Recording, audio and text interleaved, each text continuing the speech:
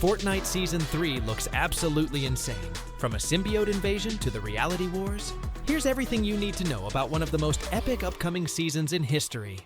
While Season 1 is still setting the stage, the people who live in the game files like they pay rent there are already staring past the horizon into summer 2026. And that's where the darkest, and honestly most hype theory, starts making the rounds. Fortnite isn't just flirting with symbiotes again, it's potentially lining up a full-on symbiote invasion. Not a Venom shows up for a weekend and leaves you emotionally unstable kind of cameo. More like, the island gets swallowed by black goo, your favorite POI starts breathing, and everyone suddenly looks like they got possessed by a wet trash bag with attitude. The big swing here is a season inspired by Marvel's King in Black storyline, where the symbiotes aren't just random monsters, they're an army with a god behind them. That god is Null, the creator of the symbiotes, and Marvel is actively pushing him back into the spotlight, including a new Null first comic issue, and talk of a larger symbiote epic tied to 2026. So if Epic is looking for the next, how do we raise the stakes after everything we've already done? Null is the kind of villain you use when you want the skybox to feel like a funeral. Because here's the thing, Fortnite has already done Big Bad wants the island. Null doesn't want the island. Null wants the light switch for reality, which could be the 0 point, once we rebuild it during the next seasons. The vibe isn't conquest, it's blackout. The theory goes that a season start could literally flip the world from bright Hollywood vibes into ashes, and suddenly you're playing Fortnite in what feels like the inside of a goth lava lamp. Map-wise, this is where it gets fun in a terrifying way. Chapter 7's early seasons are pushing that sunny West Coast, movie set flavor, but a symbiote season would be the hard cut. Palm trees 1 minute, living tar the next. Think a spreading infection mechanic like past map takeovers, except instead of clean sci-fi chrome, it's alive. It crawls, it reacts. It feels like the island got hugged by a nightmare and never recovered. Whole locations could get venomized. And if Epic really wants to cook, they'd bring back iconic Marvel-style spots in corrupted forms. Gameplay would basically turn into controlled chaos. Symbiotes in Fortnite usually mean two things: aggression and mobility. If the classic Venom or Carnage-style mythics return in an upgraded form, you already know every fight becomes a highlight reel.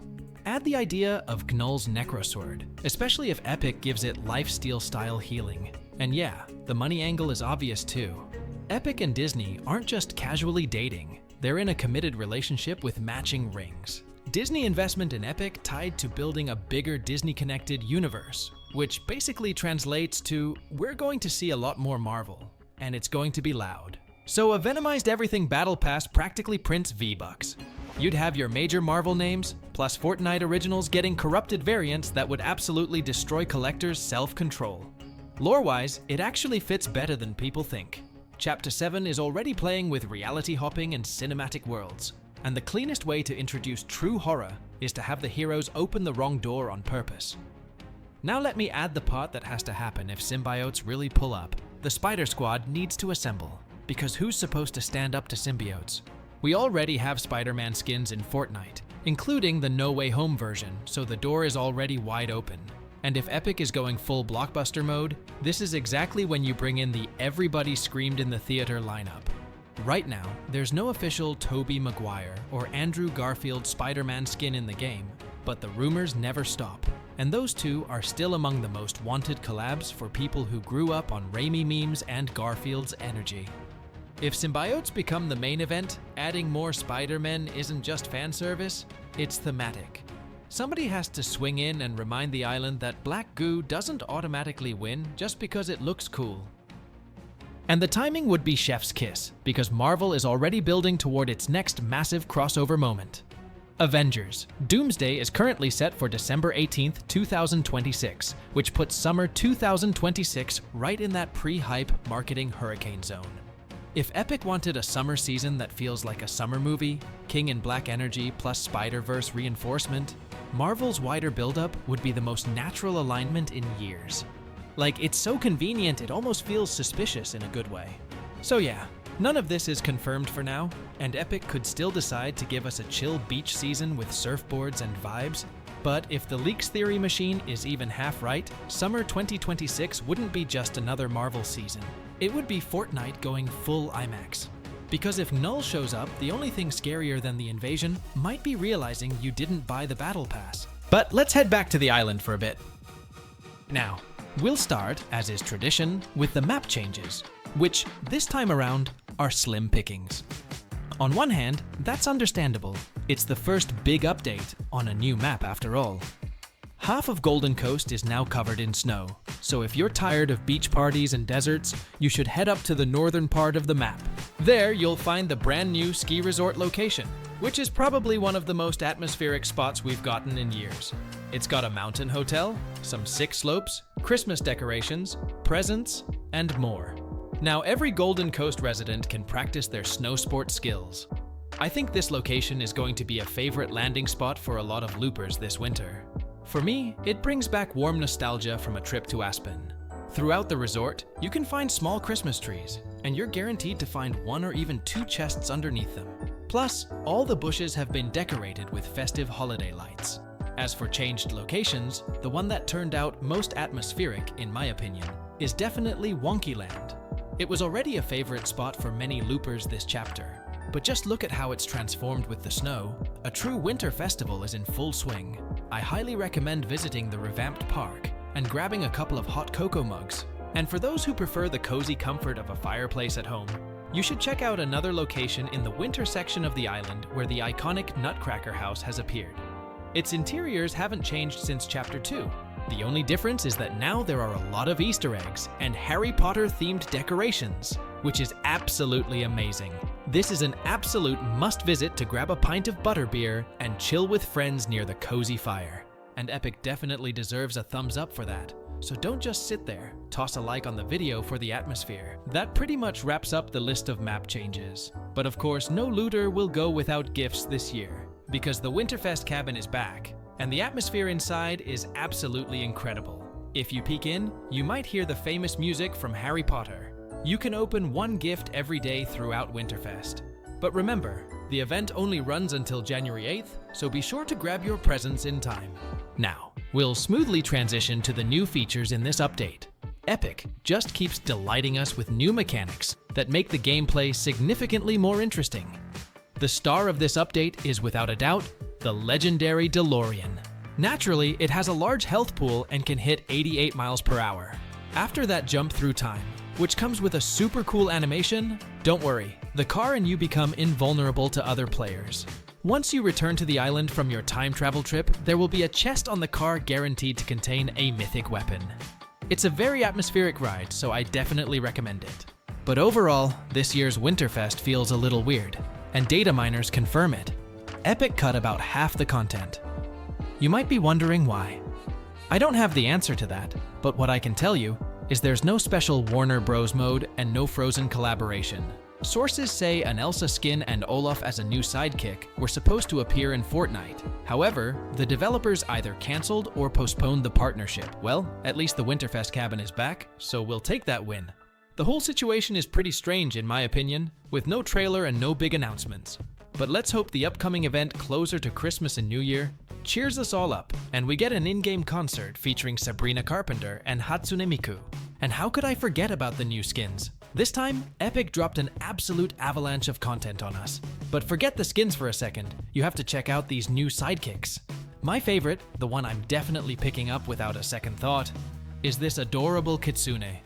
By the way, you've probably heard that when you buy something in the store, it's best to use my creator code. So overall, it's a bit too early to give this Winterfest a rating. But let me just say, one of my all-time favorite festivals was the 2018. Back then, it wasn't even called Winterfest yet, and we didn't have the cozy Nutcracker Lodge with freebie gifts like we're used to now. It was more of an experiment Epic wanted to try out, especially since every live service game at the time was hopping on the holiday event hype train. Donald Mustard and the crew didn't want to miss out, and with everyone on holidays break, they needed something to keep the community entertained. So, for 14 days, the game dropped a ton of fun limited time modes, like Food Fight and One Shot. The OGs will remember the chaotic 50 versus 50 battles that turned the island into straight up Vietnam. On top of that, there were daily challenges with rewards for completing them. If you were playing back in Chapter 1, Season 7, you'll probably remember everyone spamming the Take the Elf emote. It was a clear nod to the iconic Take the L. The holiday experiment was a hit, but let's be real, Epic wouldn't be Epic without messing something up. That year, they botched the dates, so the 14 days of Fortnite ended earlier than planned. When players realized they'd been scammed, Epic's community team apologized and extended the challenges for another week. Despite the hiccups, it was clear the holiday event would return the following year. Fast forward to Operation Snowdown, arguably one of the snowiest missions in Fortnite history. The goal? Spread the holiday cheer across the island. But honestly, this event didn't hit the same, especially compared to Winterfest 2019. First off, they ditched the amazing Nutcracker house in the lobby, which killed the whole vibe of unwrapping gifts. Instead of that satisfying mystery of cracking open a freebie, we got some meh challenges that gave out a couple of free skins. Not bad, but definitely not the same magic. The return of Wings of Storm and the addition of themed locations were probably the biggest highlights of the winter event. Sure, we didn't get the Nutcracker house as a cozy lobby hangout this time, but it did make its way onto the island.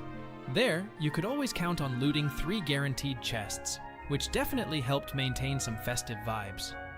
Another win was the return of classic modes. A fan favorite, Air Royale, where Fortnite basically turned into something like Warzone. No, this isn't an ad. As for Operation Snowdown, it had its moments, especially with the Shockwave mode, where weapons launched players back instead of dealing damage. The only way to win was to push your enemies into the storm. Modes like this saved the event from being boring, as they were genuinely fun to play. However, after the incredible Winterfest 2019, it feels like Epic hasn't been able to fully recapture the magic. The community noticed this, and so did I. Moving on to Winterfest 2022, it's hard to call it bad because the free rewards were solid. The Nutcracker house was packed with fun animations and trinkets, but the map itself saw barely any changes. Aside from a few minor updates you'd need a magnifying glass to spot, there wasn't much to celebrate. The holiday spirit felt missing, as if the event wasn't really happening. Instead of unique and exciting modes, we got creative maps again. While it worked the first time, replaying the same concept felt stale. That said, General Frost made his return, patrolling the map in his festive truck, keeping some of the holiday charm alive. Now, onto the past year's Winterfest. At first, I thought it deserved a lower ranking, especially since we lost the Nutcracker house again. However, it's clear Epic shifted focus toward developing new modes of metaverse and didn't want to reuse old assets. Instead of the Nutcracker, we got to help the Ship It company, which was a refreshing change. Unlike Operation Snowdown, we didn't have to grind boring challenges to unlock free skins. The rewards this year were actually pretty decent, with the standout being the festive Bushranger skin. Half the server seems to be rocking it. Another win this year was the fully fledged holiday village in the north. This time, General Frost stepped out of his truck and settled in the festive village. The location was incredibly atmospheric, although it was hard to enjoy with 1 million players landing there in every match. Other additions, like the delivery office and Krampus Hut, were nice touches but not particularly memorable. Overall though, this Winterfest was well put together, even if some things could have been polished further. If we consider the amount of work Epic put into this, they definitely deserve some credit. Learning from the mistakes of Operation Snowdown, they came back strong the following year with a proper holiday event that felt like the Winterfest we all know and love. That's why Winterfest 2021 secures the second spot on the list. Let's start with the return of the Nutcracker house in the lobby, bringing back the festive vibes we sorely missed the year before. This time though, General Frost took center stage as the festival's main hero, and the house was packed with fun decorations that added to its unique vibe. What got everyone excited were the 3 free skins, even though 2 of them were recolors of each other. But hey, free is free, and everyone loved them, especially the Icy Peely, which became an instant favorite. While the Nutcracker house was cool, we'd seen it before, so it wasn't exactly surprising.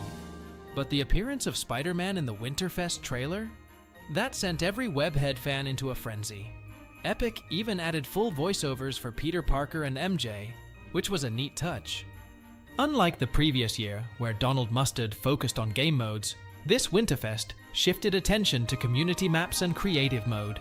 Meanwhile, General Frost kept things lively, driving around the island in his festive truck. Some lucky players got legendary weapons as gifts from him, while others, well, they ended up under the truck's wheels. Winterfest 2021 fixed a lot of the issues from Operation Snowdown. It might not have been the best holiday event ever, but it was atmospheric, festive, and fun. Now, for the gold medal, Winterfest 2019. This was the first Winterfest, and it set the bar so high that no other event has quite matched it. Back then, we got the legendary Nutcracker House as its own tab in the lobby, and the rewards were amazing. Some players still use the Millennium Falcon glider to this day. Most importantly, Epic gave us 2 free skins for the first time ever. Before that, the only free skins we'd seen were tied to promotional campaigns. On top of that, they brought back a ton of fan-favorite modes. Personally, I'll never forget the hype around the return of the John Wick mode, where you could unlock an incredible black umbrella. For context, that reward hasn't been seen in the game since. The excitement in the community was off the charts. The vibe that Winterfest 2019 created has yet to be matched by any other holiday event. So, there you have it. 6 years of Fortnite's holiday celebrations. In my opinion, every Winterfest has its charm, even with its flaws. The festive vibes always do their job. If you disagree with my ranking, drop your thoughts in the comments. I'd love to hear your take, but since I'm not here just to chat, take a look at all the skins that appeared in this update.